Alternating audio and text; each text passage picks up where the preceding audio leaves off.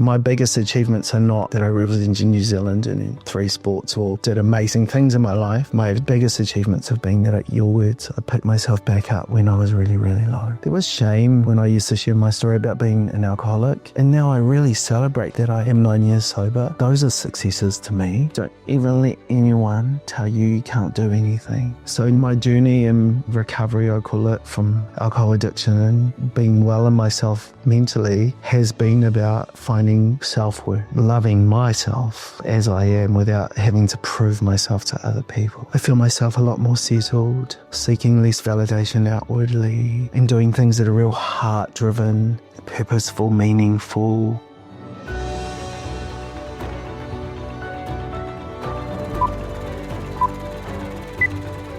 Hello and welcome to another episode of Ways to Wealth. Today I'm joined by Jase. Jase, why don't you give us the too long didn't read on who you are and what you kind of get up to on a day-to-day basis. Kia ora, brother. Thanks so much for having me today. Well, I'll start by saying where I'm from. Eccuity tēnei no Ngāti Apang, no Ngāti Ruanui, I tōku pāpataha. On my dad's side, I whakapapa to 2 tribes. And then on mum's side, Ngāti Tū Wharetua. Right now in my world, it's I feel like it's a new season about to begin. Been through a bit of a difficult time that no doubt we'll unpack. But I feel I'm out the other side now and ready to step into the new space and place. For the last 7 years, I've been the CEO of charity that is a mental health charity in schools. Been my heart's work, really. It's been a real passion. What started off as a passion project, just me, travelling around the country, going into schools. 1 year I did 80 schools just by myself in a tour of New Zealand. And now I have a team that I'm training at the moment of 14 people. And straight after this, I think I shared with you, I'm about to train our new GM. Yeah. Excited about that. It's a great time. The organisation, the charity is in a great place. We've got an amazing board for me to step away and into the next space and place. And I know you're going to ask me, well, what are you stepping into? Well, I'm in negotiations with, I can't say too much, but with an organisation that is the #1 literacy organisation with 12 organisations sitting underneath it for mental health. Yeah. And the job that we're discussing is going into iwi and hapu around New Zealand and improving the literacy for Māori because we're overrepresented in all the mental health statistics. And that, again, is just, I suppose, another step, working with more of our own people who are impacted with this crisis of mental health. And I feel like truly, really, bro, that's why I've been put here. And I do feel like it's a new beginning. It's like I was doing that with the charity in schools and preparing me almost. Business-wise, understanding how the ecosystem works within the mental health space, within the health space really, in Aotearoa, gathering statistics, gathering a team of people, experts, geeking out about learning stuff about the brain specifically, why people are impacted by mental health. Yeah. And now I'm ready, I feel for the next step. So yeah, that's me. Cool. So what originally got you into the mental health space then before you took that role? Like, was there a catalyst or anything that kind of led you down that path? Or was it just it kind of right place, right time, and there was an opportunity to make an impact? Well, first of all, this kaupapa Hauora Aotearoa that I'm about to leave exists because my little brother passed away and sadly left behind 8 kids. And I saw the way that my nephews and nieces weren't coping with the loss and the grief. And that really hit me. At that time, I owned a yoga studio in Wellington. It's the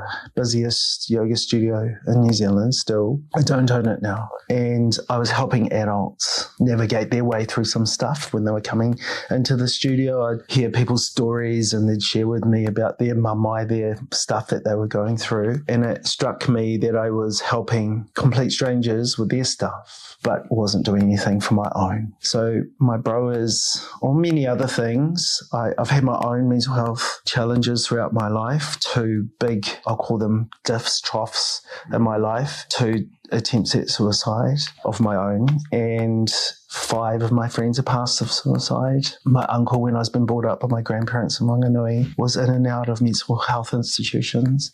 So it's been in my world a lot, this mental health kaupapa, you might say. Really, the reason why I started this charity was to help my nephews and nieces, really. And seeing them not coping broke my heart.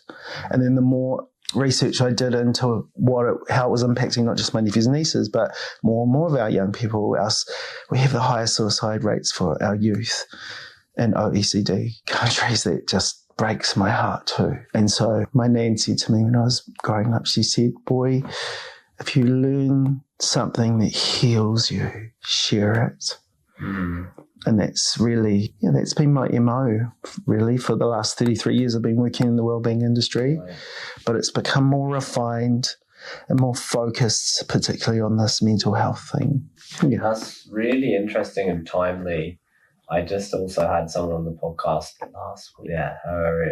She's building a charity specifically around the space of the kids that are left behind.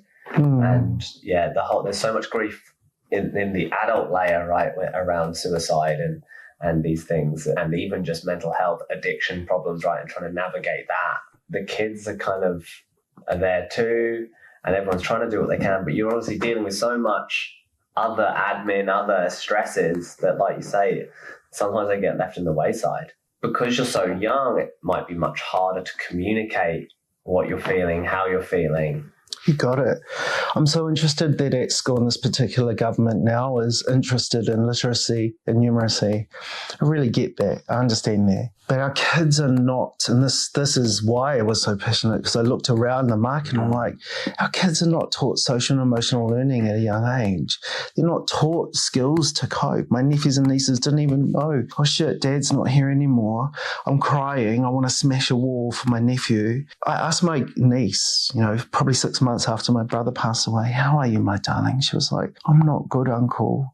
I can't sleep. Every time I close my eyes, I just want to be with dad.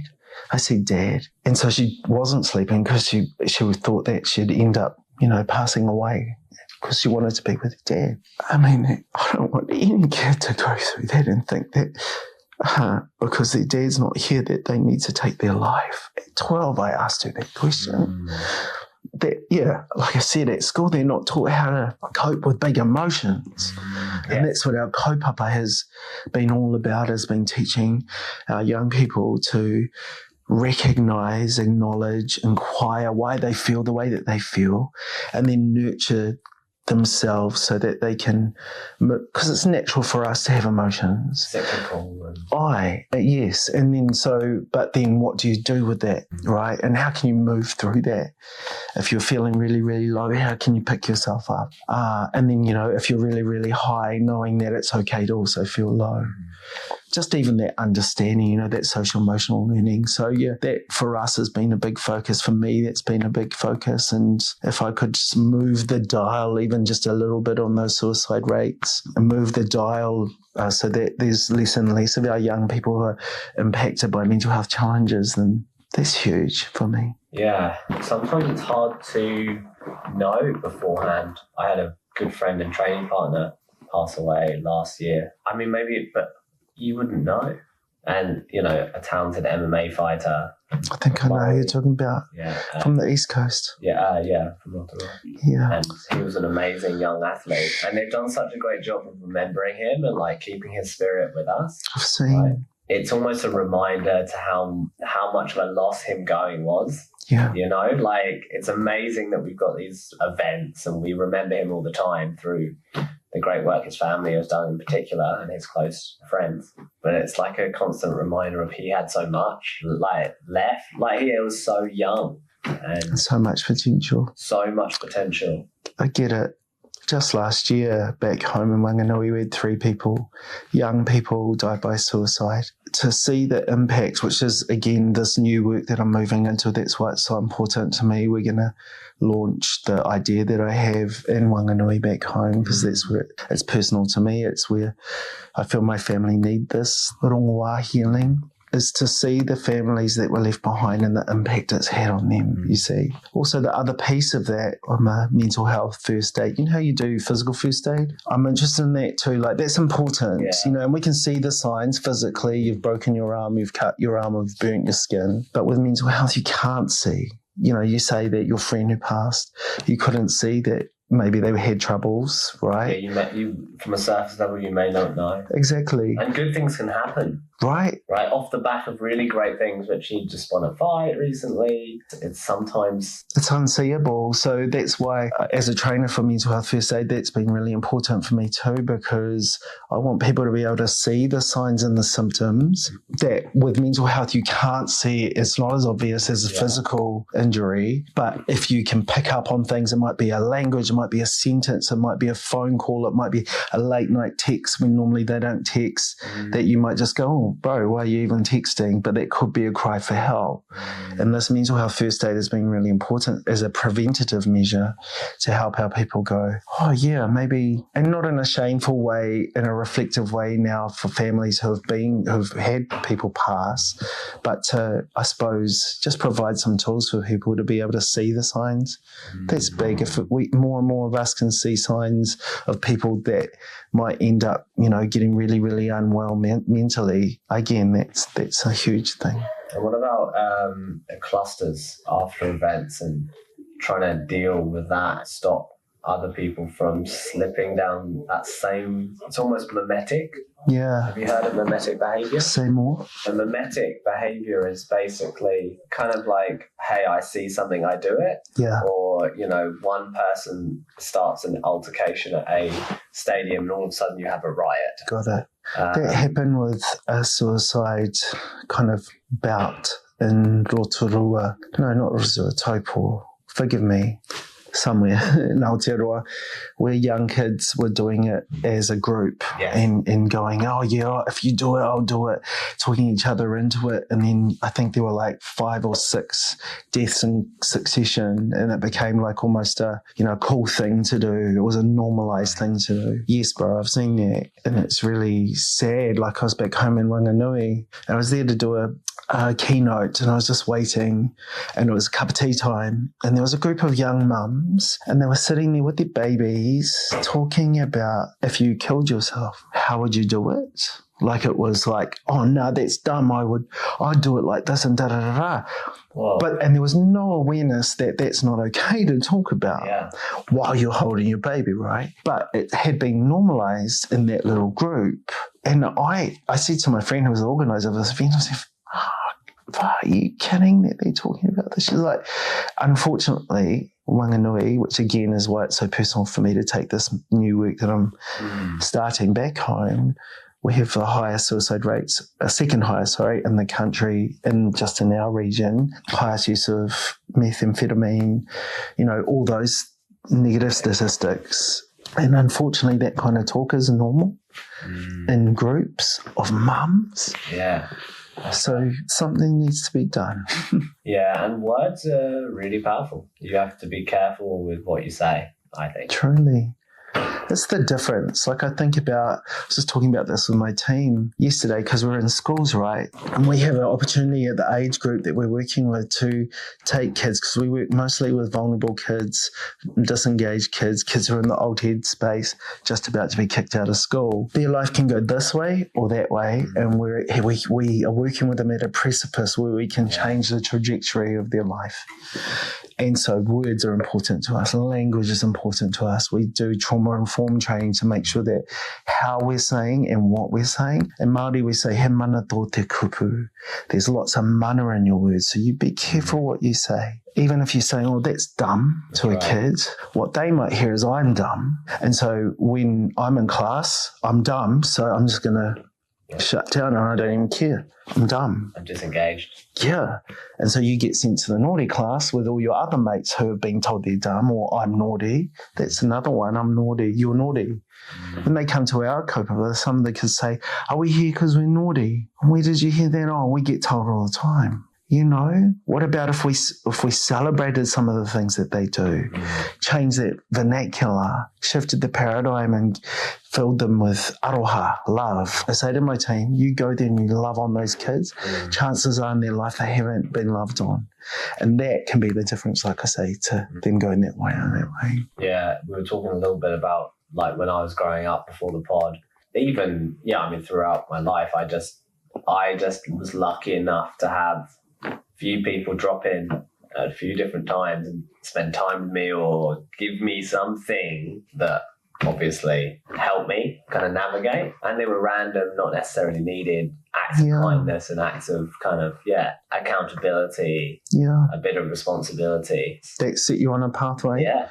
Amazing. So it doesn't need to be as big and profound as you think. It's actually the random acts of kindness. Yeah, you got it. I turned 50 2 years ago and I invited to my birthday. I have 3 people that I can count that have been pivotal in my life. Like I said, when I was going through suicidal ideation, there were people who just shifted me from that. Before that, though, when I was young, my 6-year-old teacher, difference between me and my brother went this way and I went that way. Difference. The 6-year-old teacher who said to me, Miss Watt, I talk about her a lot on podcasts. She said to me, I remember what she smelled like. I remember what she was wearing. This is at 6, long time ago.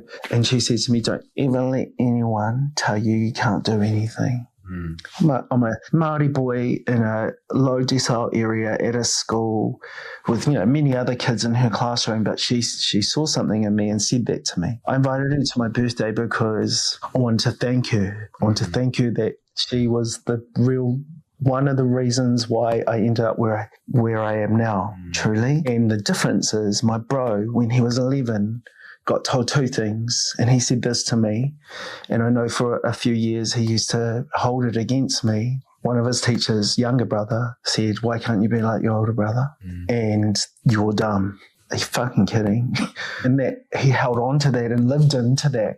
If you're told, like I was, you can be anything you want, I lived into that. Yeah. He lived into, why can't you be like your brother, and held disdain for me for a while. We worked that out when we were older, but also believed he was dumb. That's not okay to me.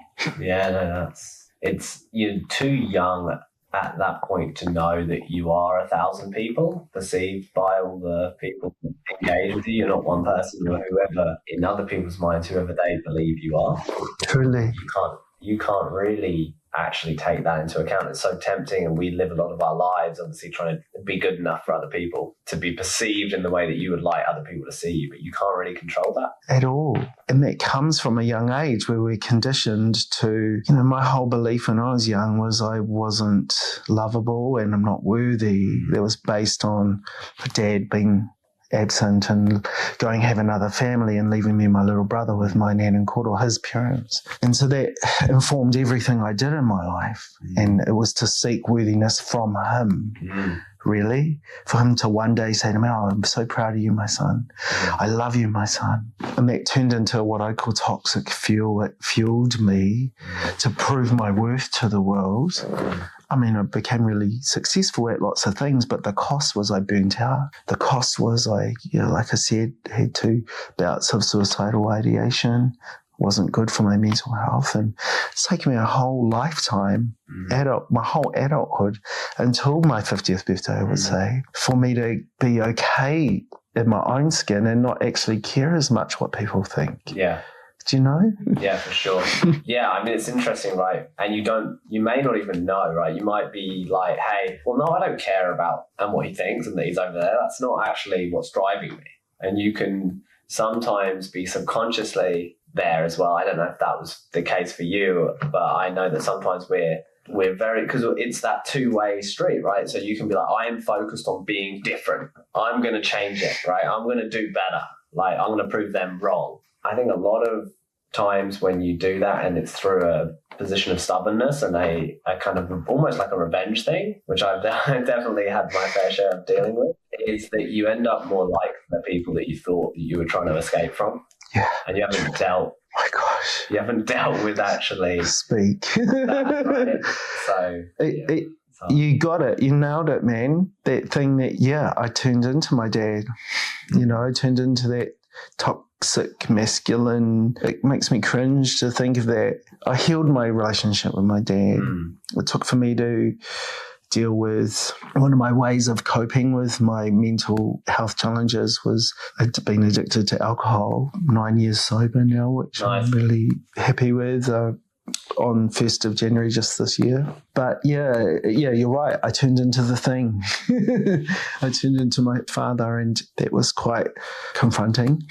Yeah, because you're so focused on not being. Yeah. That you got blinders on. Yeah. About the nuanced, smaller things that you may have picked up or are almost in you because of the energy, almost, you know, the vibe, the culture that you've preceded, right? So I just saw him as such an ego-driven man who was quite self-centered, and I turned into that in my pursuit of success and seeking worth from other people. Yeah. My friends say to me, "No, you didn't," and I feel like I did. I feel like I lost myself, and it took for me to really go deep and, you know, start therapy and give up drinking and go on a journey of self-discovery almost. And the biggest practice for me is getting to a place where I'm really, instead of seeking worth out there, like I was a performer, and I've shared this again on podcasts before.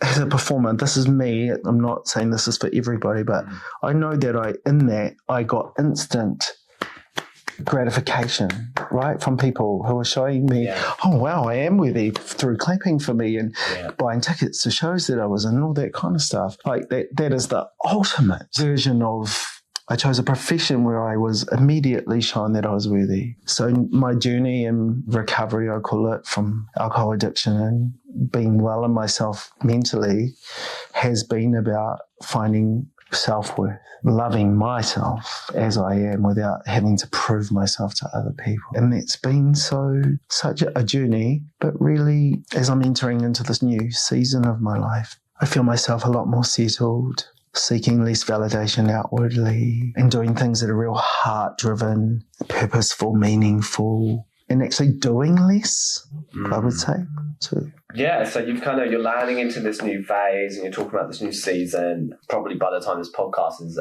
out anyway, hopefully you'll have more clarity on the role that you're trying to envision and execute on. Yeah. That's quite a nice segue into, like, given where you've got to, right? Like, and I think, so we think about these new milestones as, oh, now we're here. Yeah. Like, your new role. Now I'm here in this new role. It's not about now you're here. What did you learn on your way to here? Right? And, you know, you were talking about how you kind of feel more peace, and you feel you've kind of come through a step function of, like, personal growth. What does success look like for you in the next kind of 5 years then? Like, if we were to take another step function, like, where did we get to from today arriving, having been on the journey? The next journey is going to be interesting, right? So maybe what do you hope to learn, and where do you hope to, like, push yourself? And in an idealistic way, what would, like, waking up, what is this, Thursday morning look like for you in 5 years? Such a great question. This really is how, you know, and we've been, if I can share, we've been speaking about, you know, financial assistance for me and my husband. And right now, if I can share that we're speaking to mortgage brokers about buying our next home. I think I'll ask a bit of your question first, because I see myself, I'm really great at manifesting, visualizing like this job, for example, that's I've got. It was just a dream, beginning of last year. And then I spoke to my mentor, who happens to be my potential boss for this new job. She was like, this is what we're looking at. I'm like, oh my gosh. And they all align. And so I feel like I manifested that job. I'm still doing that. In 5 years' time, I see myself sitting in Greytown, and it's very specific, with my dog, which I don't have right now, called Tama, my 2 cats, a cow, some chickens, on a lifestyle plot with a pool, having some juice while my husband, who's an amazing chef, is cooking brunch, relaxed and happy consistently. I get to choose my work. This work that I'm about to step into is remote, but I travel, and I've set up iwi and hapu around the country with their own trainers so that they're more sustainable and they can train people within their own area. So I'm not needed to come in and out all the time. That's life, I suppose. That's where I see myself in 5 years' time. In 5 years' time, I hate the word hustle. When someone says that to me, let's go, let's hustle. I'm like, fuck that. I've hustled my whole life to achieve lots and lots of things that, you know, and been at the bottom twice in my life. I don't want to go back there because I've seen the cost of what hustle is. Right. I want to have a more steady life where I'm well consistently. And I mean all facets of te whare tapawha. I'm well physically, I'm well mentally, my spirits are high, and I am connected to my friends and my family. That to me is balance. That to me is health and wealth is about. Yeah, and in terms of work, I'm choosing what I can do, what I need to do, and financially set up. I feel like we're heading there, me and my husband, right now. But yeah, that's where I am in 5 years' time. It's lofty, eh? It's good to speak it out. Yeah, truly. I feel like it's starting to come true anyway. Yeah, for sure. It's like, and that's the thing, is in 5 years, you'll catch yourself not thinking that you're there. Yeah. And you've already landed. We were talking about that before the pod as well, right? Yeah. Your goals from last year to the prior 5 are very different from now to the next 5.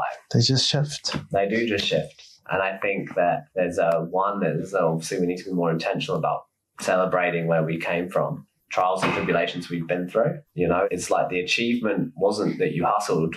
The achievement was that you hustled, fell, and then got back up. You got it. Truly. I've just been commissioned to write a book for Alan Unwin about those trials and tribulations of my life, because I've been through so much and achieved so much, but again at the cost. And you're right, the things I celebrate, like people say to me, I know you're teaching our young kids to manage their emotions. Do you not want them to go through hardship? Oh, no, please don't get me wrong. We're all going to go through hardship. What I'm teaching our young people, which I didn't have, or my young brother didn't have when we were younger, is that when hardship comes, how do I deal with it? How do I navigate through that? My biggest achievements are not that I represented New Zealand in 3 sports or, did amazing things in my life. My biggest achievements have been that, your words, I picked myself back up when I was really, really low. I picked myself up. There was shame when I used to share my story about being an alcoholic, and now I really celebrate that. I celebrate that I am 9 years sober. Those are successes to me, Yeah. So that's what my book is going to be about, yes, there's going to be lows, but how do you pick yourself up out of it? And I guess, were there any habits or hacks that you taught yourself when you were first starting to get that kind of even keeled and that calmness? Yeah. Make that kind of seemingly hectic inner mind to calm down? As I said, I owned a yoga studio. Right. It saved my life, truly. And at first it was the physical. I used to be an international trainer for Les Mills, so my whole life was physical. I was a professional dancer, and I ripped my Achilles, and it took me out of that world. And the specialist at the time said, you're probably not going to dance again. And that was one of my first suicidal ideation times in my life, because it made me consider, again, this ego space in place. If I'm not my body, then who am I? Like an international athlete who's told you can never play professional sport again, and when that's your whole identity, right? And my physio, when I was recovering from my Achilles injury, said to me, try yoga. It's low impact. I think you'll love it because it's also physical. And I went to my first yoga class at Les Mills, so it wasn't in a yoga studio per se, but I remember it because the lady next to me was really ethereal and in her own practice. I'm next to her old mate, like trying to compete with her. The teacher, Mandy White, who's become a good friend over the years and has her own yoga studio still up in Ponsonby, walked past, room full of people, talking to everyone, but places her hand on my shoulder as she says this, and she said, and sometimes you just don't need to try so hard. That's my whole life, right? Yeah. And it was like, almost like she, in that one sentence, had given me permission to fall apart and really, really sit with what had just happened. It's a big event that, like before I ripped my Achilles, I'd gone to the doctor. I had a sty on my eye. I was deaf in one ear. I had like cold sores. Like, how many signs from your body do you need to say that you'll run down? Nah. That's what I mean. Hustle, just keep going until, actually we're going to take you out. So you have to sit down yes. And so that was really humbling, and I was in child's pose for the rest of that yoga class, like just going, fuck, what are you up to, bro? That started the journey. This is all to answer your question. What made my mind quiet was meditation. I still have a daily meditation practice. Some other things that I do right now in my life to keep me every day, I spend about an hour preparing for my day with karakia, meditation, journaling, and learning something. I love to learn, so it might be my hack is right now. I shared with you before the pod, Diary of a CEO. We have experts, in every single subject. I just heard a podcast this morning, actually, when I was walking to Les Mills to the gym about AI, and that really used to scare me. And now I'm a bit more informed and going, actually, it's not that bad, and it could be really helpful. So, learning something as well, and that takes about an hour. It's a must for me every day to get my everything into a good place and space. Yeah. But it's practice and it's habits, and habits form through you repeating it, Yeah. And you probably didn't start off with that much of a robust, structure to it, right? No. I read a book once called Deep Work. Have you? Yes. Yeah. Amazing. Who's the author? I can't remember. Right. But amazing book, right? Amazing. And so it's a muscle. Your ability to. So let's just use your learning kind of part of your ritual, your morning ritual, your daily ritual. It requires, especially in this day and age, where you're constantly being bombarded. And actually, when he was writing this, he did not know what we're dealing with now today in 2026. In terms of noise versus signal. All this noise on us, all this. So much. Yeah. Basically, your ability to learn or do tasks for extended periods of time is a muscle. And a little bit like meditation and breathing is that you shouldn't, and this is connected to something else, right? Which is unrealistic expectations or unfounded expectations are the reason for most of our, angst. Misery. The thing about that is most of the expectations come from other people. So they're outside of us. Yeah.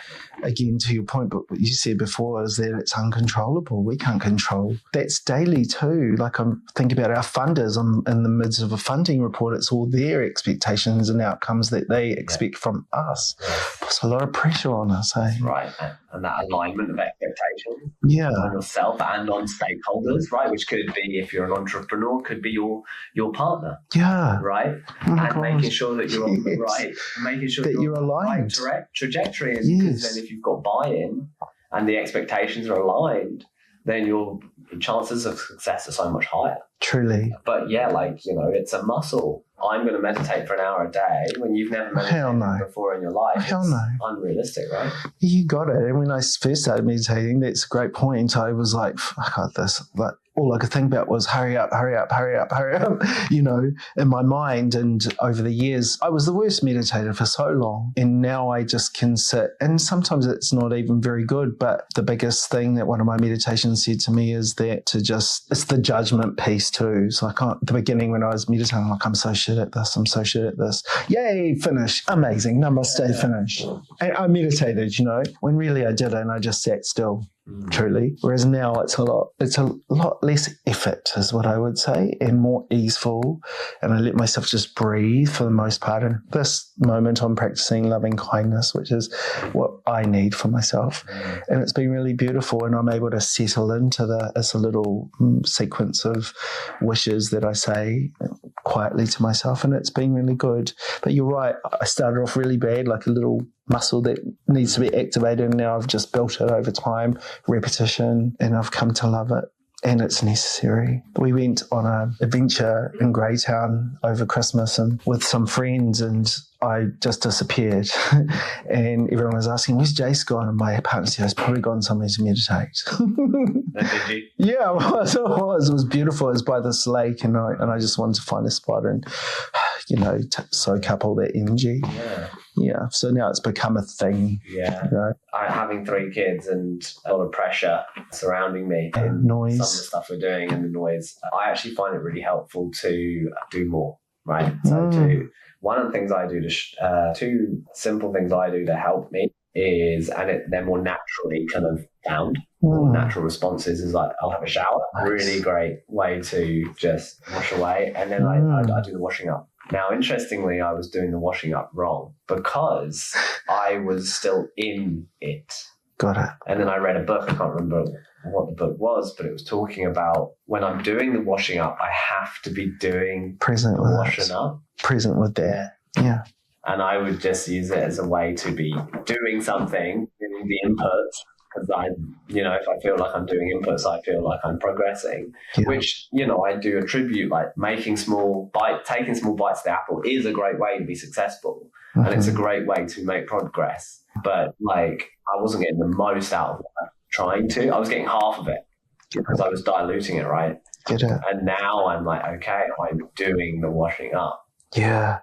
I am doing the washing up. I am not scheming on the next idea that this is just something that I'm doing automatically. Yeah. Yeah. Get it. That's problematic, isn't it? It's like, but that's also... It's a coping mechanism. Yeah, it is. And it's a recipe when your mind is constantly, it has no rest and your mind is constantly on the go. And that's a lot of us who are entrepreneurs or CEOs of startups. The statistics for burnout for entrepreneurs and CEOs of startups is huge, right? Because we're constantly thinking, oh shit. And then we were just talking about this before about, how we need extra people to do this extra stuff that we just don't have time for, but you still are making it work as a one person.